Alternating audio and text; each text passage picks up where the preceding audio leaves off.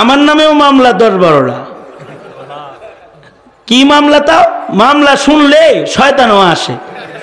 মামলা হইল আমি নাকি বাইতুল মুকাররমের উত্তর গেটে ককটেল মেরে পালিয়ে গিয়েছি। আমি আপনাদেরকেও সাক্ষী রেখে খোদার কসম করে বলছি, আমি এখনো ককটেল চোখে দেখি নাই। ককটেল চোখে দেখি নাই, আমি ছবিতে দেখছি পত্রিকার, কিন্তু সচক্ষে ককটেল দেখি নাই। আর আমি নাকি ককটেল মেরে পালাইছি। এ কারণে আমার ডান্ডা বেরি, আমার হাতে হ্যান্ডকাপ, মাসের পর মাস গরু যেমন বেঁধে রাখে, আমার হ্যান্ডকাপ পরে ওইভাবে বেঁধে রাখছে। এখনো দাগ যায় নাই, চামড়া উঠে গেছে হাতের থেকে। খাতির করলা কাকে? খাতির করলা হাসানুল হকিনুকে, খাতির করলা মুরগি চোরা শাহরিয়ারকে, খাতির করলা দেশ নর্তকীদেরকে, গায়ক গায়িকা অভিনেতাদেরকে, যারা যুবকদের চরিত্রকে চরিতার্থ করেছে তাদেরকে খাতির করলা। এটার নাম ঈমান?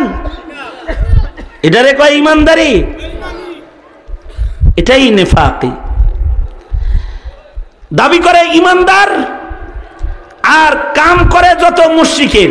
এই দেশে শিখা চিরন্তন অনির্বাণ জ্বালিয়ে অগ্নি পূজা চালু করার পায় তারা এই আওয়ামী লীগই করেছে।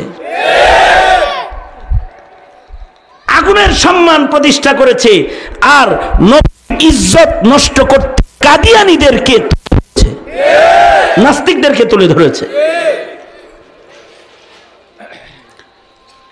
মুসলমানদেরকে নবী না চিনায় গোমাতা চিনাইছে। গোমাতা, গোমাতা মুসলমানের জন্য মসজিদে যাওয়ার উৎসাহ না দিয়ে পূজায় যাওয়ার উৎসাহ দিয়ে মুসলমানের ঈমান নষ্ট করার চেষ্টা করেছে।